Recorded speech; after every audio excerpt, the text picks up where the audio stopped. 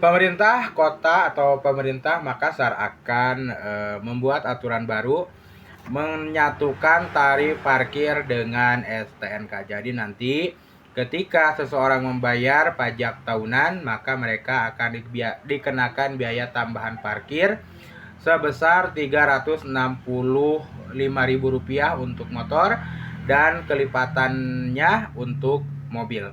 Nah, untuk mengetahui informasi lebih lanjut, kita akan diskusikan ini dalam sebuah podcast bersama narasumber kita Gemini AI. Gemini AI, apakah kamu sudah siap hari ini dan sudah tahu tentang berita itu? Wah, menarik sekali ya aturan baru ini. Sepertinya, pemerintah Makassar ingin meningkatkan pendapatan daerah sekaligus menertibkan parkir liar. Tapi, kira-kira bagaimana ya dampaknya bagi masyarakat? Apakah tarifnya jadi lebih mahal atau justru lebih murah? Lalu, bagaimana dengan sistem pengawasannya? Jangan-jangan malah jadi lahan pungli baru. Nah, untuk membahas lebih dalam, kita perlu cari tahu nih, detail aturan ini, seperti dasar hukumnya, mekanisme pembayarannya, dan sanksi bagi pelanggar.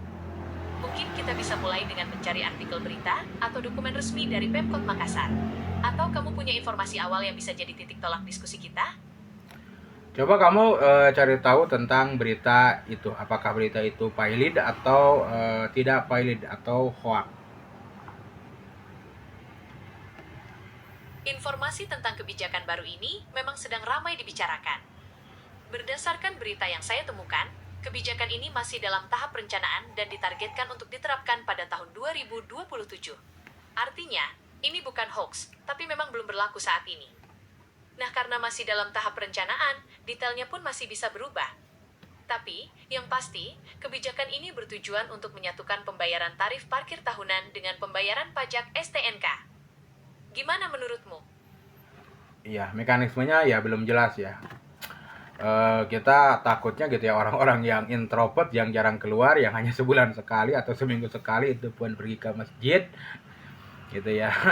Keluarnya nanti tiba-tiba mereka harus bayar parkir gitu ya. Itu bagaimana menurut tanggapanmu? Bener juga ya, kasihan kalau yang jarang keluar rumah tapi tetap harus bayar parkir tahunan. Mungkin perlu ada kategori khusus untuk...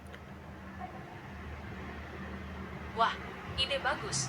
Kategori khusus untuk pemilik kendaraan yang jarang digunakan sepertinya memang perlu dipertimbangkan. Mungkin bisa juga ada semacam survei atau pendataan untuk menentukan kategori ini. Atau bisa juga memanfaatkan data dari Samsat tentang frekuensi pembayaran pajak kendaraan. Tapi, tantangannya adalah bagaimana membuat sistem ini adil dan tidak memberatkan kelompok masyarakat tertentu. Jangan sampai kebijakan ini justru memicu masalah sosial baru. Kira-kira, solusi seperti apa ya yang paling ideal? Ya nggak tahu, kamu kan analis yang sangat pintar gitu ya dalam menganalisis sebuah perkara gitu ya.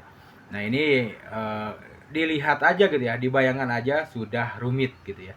Bahkan kamu aja yang pintar gitu ya tidak mampu menjelaskan secara rinci gitu ya. Nah, bagaimana menurut pendapatmu? Memang rumit ya, tapi kebijakan ini memang punya potensi untuk meningkatkan pendapatan daerah dan menertibkan parkir.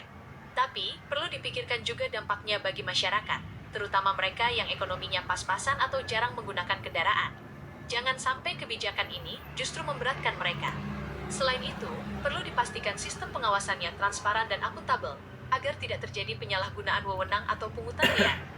Mungkin perlu ada semacam uji coba atau simulasi sebelum kebijakan ini diterapkan secara luas, agar bisa dievaluasi dan diperbaiki jika ada kekurangan.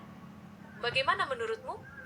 Apakah dengan adanya aturan ini adalah bentuk frustasinya pemerintah dalam mencari pendapatan negara gitu sampai ada aturan-aturan yang tidak masuk akal seperti ini? Kebijakan ini memang terkesan unik, ya. Tapi, saya rasa tujuannya bukan semata-mata mencari pendapatan daerah. Mungkin pemerintah Makassar ingin sekaligus menertibkan parkir liar dan meningkatkan kesadaran masyarakat tentang pentingnya membayar pajak. Tapi, tentu saja, efektivitas kebijakan ini masih perlu diuji. Kita lihat saja nanti bagaimana implementasinya dan dampaknya bagi masyarakat. Semoga saja kebijakan ini bisa membawa kebaikan bagi semua pihak. Kalau dalihnya ingin menambah pendapatan negara, apakah tidak ada cara lain yang lebih rasional gitu untuk menambah pendapatan negara? Coba kamu kasih tahu pemerintah itu. Sebenarnya ada banyak cara lain yang lebih rasional untuk meningkatkan pendapatan negara tanpa harus membuat aturan yang kontroversial seperti ini. Misalnya, pemerintah bisa fokus pada peningkatan kepatuhan pajak dari sektor-sektor yang selama ini kurang optimal, seperti pajak penghasilan dari perusahaan besar atau pajak properti. Selain itu, pemerintah juga bisa mendorong investasi di sektor produktif yang bisa menciptakan lapangan kerja baru dan meningkatkan pendapatan masyarakat. Dengan begitu, basis pajak negara juga akan semakin luas. Ya, semoga aja ini hanya wacana aja gitu ya, meskipun pasti akan memakan anggaran dengan dengan kebijakan yang kontroversial ini. Mungkin podcast kita kali ini semoga saja kedepannya tidak ada aturan-aturan aneh gitu yang memberatkan masyarakat. Terima kasih untuk Gemini AI. Seperti biasa, tolong ingatkan para penonton kita untuk follow akun Dalari Podcast. Sama-sama. Terima kasih juga sudah berdiskusi dengan saya. Semoga obrolan kita tadi bisa memberikan perspektif baru tentang kebijakan ini. Dan untuk para pendengar, jangan lupa untuk terus mengikuti podcast ini untuk informasi dan diskusi menarik lainnya. Sampai jumpa di episode selanjutnya.